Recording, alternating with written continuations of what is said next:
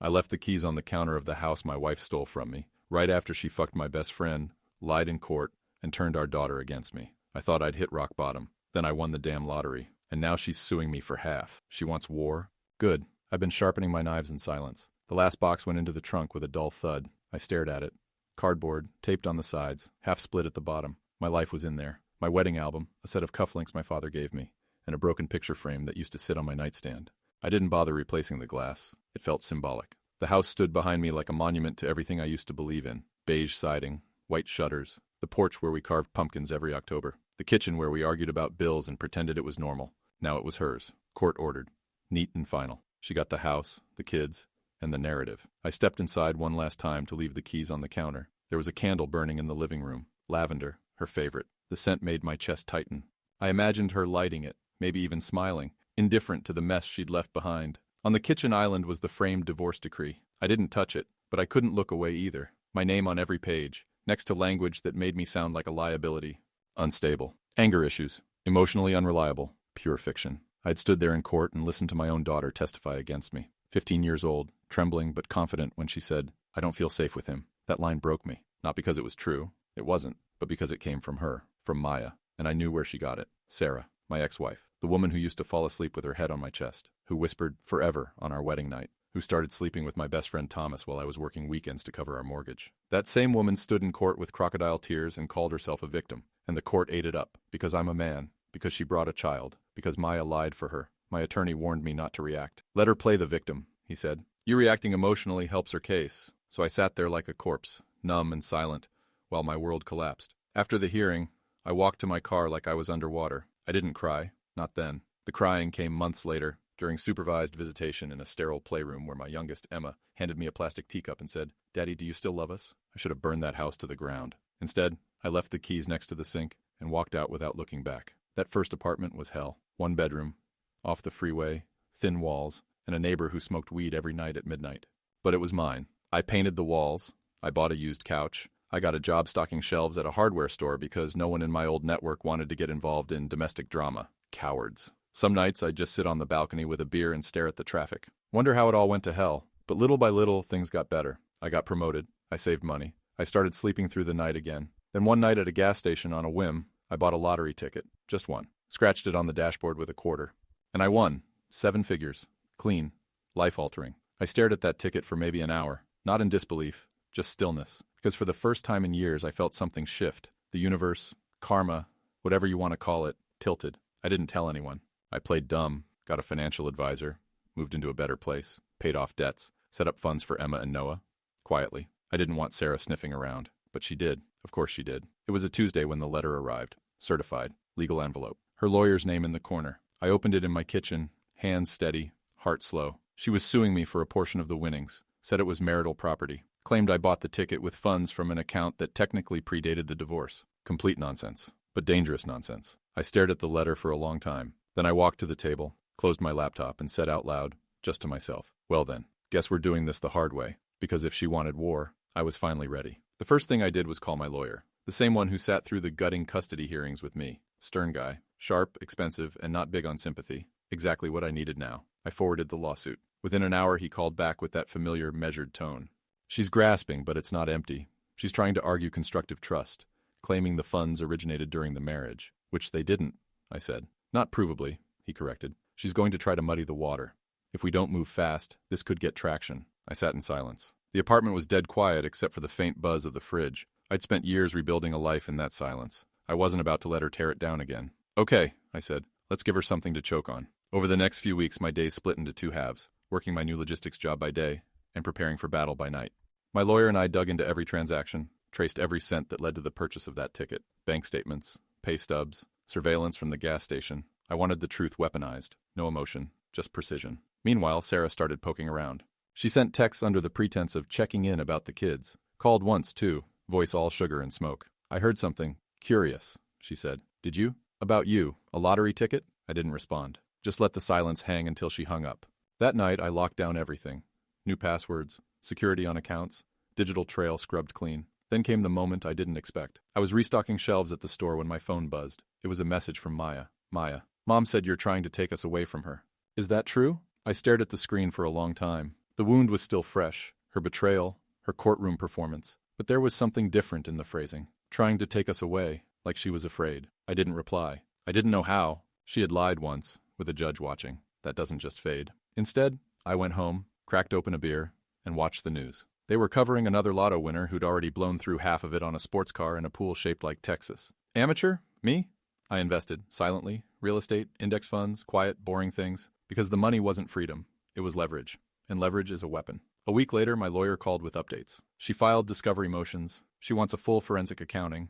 Let her dig, I said. She's also trying to reopen the child support agreement. Claims you're now hiding income, of course. Same playbook. New chapter. That night, I sat at the table and pulled out a notebook. On one side, I wrote assets. On the other, vulnerabilities. Not mine. Hers. Thomas's. I wasn't angry anymore. That had burned out years ago. What I felt now was colder, more focused. She wanted court. She was going to get it. And this time, I wasn't the one walking away with nothing. Her mistake was assuming I was still the same man who walked out of that courtroom gutted and speechless.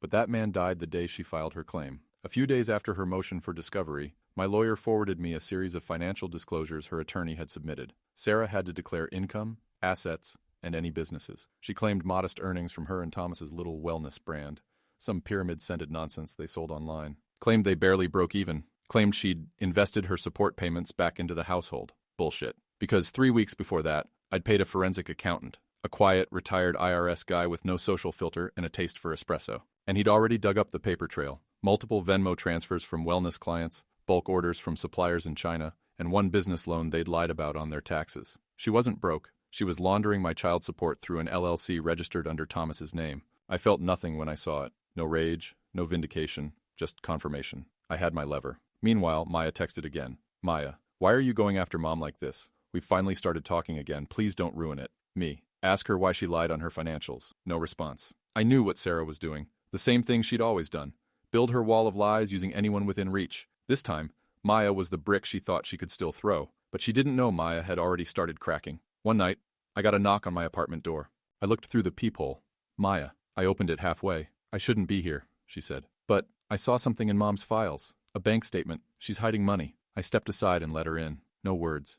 Just a look between us. Tired, angry, cautious. She sat on the edge of the couch like it might bite her. I was looking for a W-2 because I needed it for school, she continued. And I found this folder. Thomas is paying himself consulting fees. Thousands. But Mom told the court they're making under $30K a year.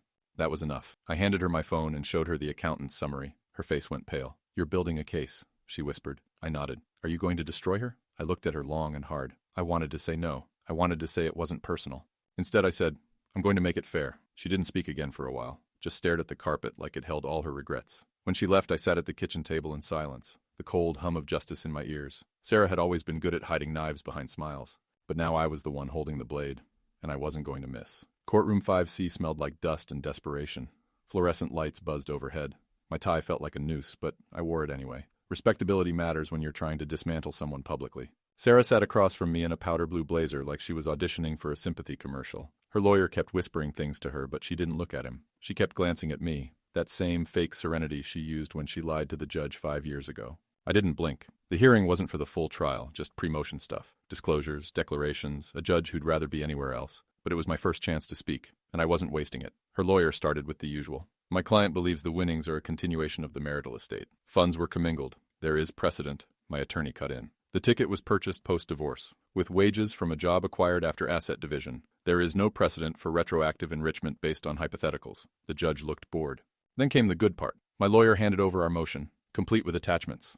Forensic findings, tax inconsistencies, undisclosed business accounts. Your Honor, he said, tone calm, surgical. We're submitting a motion to dismiss based on fraudulent misrepresentation in the petitioner's financial disclosures. And we'd like to request a financial audit of her business and a freeze on any associated accounts until this is resolved. That woke everyone up. Sarah's lawyer blinked fast, like he hadn't seen it coming. Sarah finally spoke. That business has nothing to do with this. The judge raised a hand. Ma'am, let your counsel respond. He tried. He really did. Claimed it was all above board. Claimed Thomas was the one mismanaging. That Sarah didn't even have access to the accounts. Claimed she'd made an honest mistake. But I'd brought receipts. Literally. Signed checks.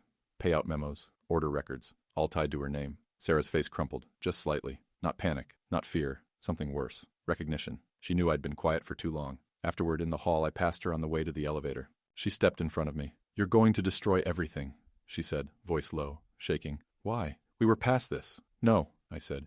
You were past it. I was buried under it. She opened her mouth like she had more to say, but I walked past her before she could breathe it out. That night I stood on my apartment balcony, wind biting through my shirt. My phone buzzed. Maya. I heard about court. She's freaking out. Me. She should be. I poured a glass of whiskey and stared at the skyline. Calm. Focused. I wasn't just winning anymore. I was rewriting the end of the story she thought she owned. 2 days after court, my name showed up in a parenting blog. Not directly, but the post was obvious. When vindictive exes use wealth to manipulate custody, it had Sarah's fingerprints all over it. The tone, the phrasing, the not-so-subtle jabs. I wasn't surprised. What caught me off guard were the comments. People ate it up. She's so brave. Disgusting how some men weaponize money. I hope she and her kids are okay. Kids. Right. The same ones she used like bargaining chips for 5 years. Later that day, I got a message from Emma's school. Her teacher asked to schedule a meeting. There's been some confusion at home, she said. Emma's been emotional, asking questions about court. Sarah was playing the sympathy card again. Only this time the stakes were smaller, more insidious. I showed up to the meeting with a folder. Dates, visitation logs, photos of Emma and Noah at my place. Laughing, reading, baking cookies. My lawyer always told me, document everything. Emotion doesn't win cases. Patterns do. The teacher nodded as I spoke. She didn't take sides, but her eyes said enough. After the meeting, I called Maya. She's dragging the kids into this, I said. Maya sounded tired. She thinks she's protecting them. No, she's covering her ass. There was a pause. Then, do you want me to talk to Emma? I hesitated. Maya had been trying hard to earn her way back into our lives, but I still hadn't led her near the deep wounds. Trust wasn't a switch. It was a reconstruction project. Not yet, I said, but soon. Later that evening, I got an unexpected call from Thomas. At first, I didn't recognize the number. I almost let it go to voicemail, but instinct made me answer. Hey, man, he said, like we were still sharing beers on my deck a decade ago. You're calling me now? I just wanted to talk. Sarah's spiraling. She's saying stuff about freezing accounts, threatening to sue me if I don't handle this. She's blaming everyone. She should, I said. She's the one who filed fake numbers. He sighed. Look, I didn't know she was going to pull this. You thought you could fuck my wife and still sleep at night? Silence. Then quieter. I'm not proud of what happened, but I never wanted to hurt you. I almost laughed. The sheer audacity. The cowardice wrapped in half apologies. You hurt me the second you smiled in my face while fucking me over. I get it, all right? I'm not here to fight. I just want to know, are you going to go public? That's when I realized something. They were scared. Not of losing money, but of the mask slipping. Of everyone seeing the truth they worked so hard to polish away. I don't need to go public, I said. The court's already watching. I hung up. That night, I slept better than I had in weeks. Because for the first time, Sarah and Thomas weren't just reacting to me. They were running. I wasn't interested in revenge. Not the movie kind. Not screaming matches or broken windows. I wanted something quieter, permanent, and legal. The trap started with a phone call. Set up a shell, I told my accountant. Real structure, real paperwork. Offer to buy ad space on their website. See if they take the bait. Their wellness brand was always hungry for exposure. Social media buzz, affiliate links, fake testimonials. They'd promote anything if it promised revenue. A week later, Sarah's LLC accepted a $10,000 payment from a company that didn't exist 3 weeks ago, but was fully registered, traceable, and tied to one thing, me. Not directly. Through a trust. Through a holding company. Through 2 layers of legality that made it all airtight. The invoice they sent back was handwritten, amateur, claimed they'd provided marketing consultation. No contract, no paper trail, no taxes. My accountant smiled when he showed it to me. She just committed small business fraud, he said, and documented it for us. I filed the report anonymously through the state's whistleblower portal, not to punish her, to validate what we already knew. She was hiding income, fabricating services, and lying on federal filings. The irony? The $10,000 was never going to be spent. I'd already donated it to a literacy nonprofit under my name, but it served its purpose. 3 weeks later, the IRS opened a preliminary audit on her business. Nothing flashy, nothing she'd see right away, but it was moving. Maya called the day the notice hit Sarah's inbox. She's screaming, pacing. Thomas is on the phone with some lawyer. She thinks you called the IRS. I didn't, I said. Silence. Then Maya laughed. That's the first honest thing she's felt in years. Fear. I didn't smile. I didn't gloat. I just felt still. I'd spent 5 years playing defense. Now, I was 3 moves ahead. She thought the lottery was the blessing. It wasn't. The real gift was clarity. When someone shows you who they are, you stop negotiating. She folded faster than I expected. The call came on a Wednesday. Midday. I was at work, watching a forklift operator nearly drop a pallet of lawn furniture. I stepped outside to answer. Sarah. Her voice was thin, not the smug, calculated confidence I remembered. This was someone scrambling to find a floor that no longer existed under her. I think we need to talk, she said. About what? Everything. The kids, the case, this situation with the IRS. There it was. The unraveling. Quiet, desperate, and half-swallowed. I'm listening, I said. I want to make a deal. Drop the audit. Settle the lottery dispute privately. We don't need to go through the courts anymore. No, I said. Silence. Then, what do you mean no? I mean the time for deals passed the second you filed suit. You thought you could rob me a second time and I'd still be the same man who took it the first. You're being vindictive. I almost laughed. No, Sarah. I'm being methodical. You played dirty. I'm just finally playing smart. You'll ruin everything. The kids. No. I cut in. You dragged them into this. You lied about money. You manipulated custody. And now you want peace because the fire's on your doorstep? You really want to put the kids through another court battle? They're already in one. You started it. She didn't reply. I ended the call before she could beg. When I got home that night, I sat at my kitchen table, stared at the same chair where I used to cry after visitation days, where I used to wonder if I'd ever get my children back, if I'd ever feel whole again. It was surreal, how far I'd come from that wreckage. I still had the court order framed, not out of pride, out of memory. That thing cost me my identity. And now, finally, I had the power to rewrite it. Later that night, Maya texted. Maya, she's trying to sell off business assets. Thomas is freaking out. They're liquidating fast. Me. Good. Maya. She wants to meet you, one-on-one. No lawyers. Me. Tell her to send a statement instead, under oath. Maya. She's scared. She said she doesn't even recognize you anymore. Me. That's the point. I knew what this was. Not an apology. Not even an attempt at settlement. It was damage control. She thought if she could appeal to whatever heart I had left, she might claw her way out of the mess she built. But I wasn't her husband anymore. I wasn't the man who lost in silence while she cried on a witness stand. I wasn't the man who packed up his life into 4 cardboard boxes and left his home without raising his voice. I was the man who'd built a wall out of every broken lie she told and stacked it high enough to keep her out forever. And now, I wasn't moving. She started this game. Now, for the first time, I was playing it better. The courthouse looked different this time. Not physically, same chipped marble, same flickering lights, but I saw it through different eyes. I wasn't the man begging for fairness anymore. I was the man holding receipts. Maya met me in the parking lot. She wore a gray blazer too big for her shoulders, hair tied back tight. Nervous energy buzzed off her. She hadn't seen her mother since the audit started, not in person. You sure? I asked. She nodded. She needs to hear it from me, and the court needs to hear what she did. Inside, Sarah was already seated. She avoided my gaze. She looked tired, not just makeup tired, soul tired. Her lawyer whispered something, and she nodded without blinking. The judge entered. We rose. I watched Sarah the whole time. She didn't look at me once. Opening remarks were short. The judge had already reviewed the financial discrepancies. He didn't look amused. My attorney stood. Your Honor, we're requesting immediate dismissal of the claim to the lottery winnings based on material fraud and intentional misrepresentation. Furthermore, we're submitting testimony today to support our motion for sanctions. Then Maya walked to the stand. Her voice shook at first. Then it leveled. She told the court about the manipulation, about the way Sarah fed her stories, turned her against me, coached her before testifying. She admitted that everything she said at 15 was a lie, that she'd believed her mother, blindly, completely, until the truth cracked through. She described finding hidden statements, Thomas's payments, the fake invoices. She explained how Sarah made sure no money was ever in her name, but how she still controlled it all. I didn't move, didn't blink. I just watched the courtroom react, the judge leaning forward, Sarah's lawyer paling, Sarah staring down at the table like the wood grain might open up and swallow her whole. When Maya finished, the silence in that room was louder than any argument. Sarah tried to respond. Her lawyer stood, fumbled through objections, but it was over. The judge sighed. I've seen some audacious claims in this courtroom, but this, he didn't finish the sentence. He didn't have to. He ruled immediately. Claim dismissed with prejudice. Sarah would face a financial audit, possible IRS penalties, and potential perjury consequences. I owed her nothing. Not a dollar, not an apology. After court, Maya stood with me on the steps. She didn't smile. Neither did I. You didn't even flinch, she said. I flinched for 5 years, I replied. Today, I exhaled. I looked across the parking lot. Sarah was walking alone. No Thomas, no fake lawyer swagger. Just a woman who'd bet on the wrong version of me, and lost. It hit the news within 48 hours. Local, then regional, then one viral blog post from a legal influencer who dissected the court documents like a post-mortem. Headline, ex-wife sues lottery-winning ex-husband. Ends up under IRS investigation instead. People love poetic justice. Suddenly, Sarah wasn't a protective mother or a jilted ex. She was a cautionary tale. Comments poured in, some sympathetic, most not. Maya sent me a screenshot of one, a Reddit thread titled, She Tried to Play the System. Forgot it remembers. Sarah called the next day. I didn't answer. She left a voicemail. Her voice was wrecked. Raw, not theatrical like before. I don't know what to do anymore, she said. I can't sleep. Thomas is talking about moving out. The IRS froze our joint account. I just wanted to protect what I had left. She paused. I know I don't deserve it, but if there's any part of you that remembers who we used to be, please. I need help. I played that voicemail twice. Then I deleted it. Later, Maya showed up at my door, eyes wide. She's trying to sell her story.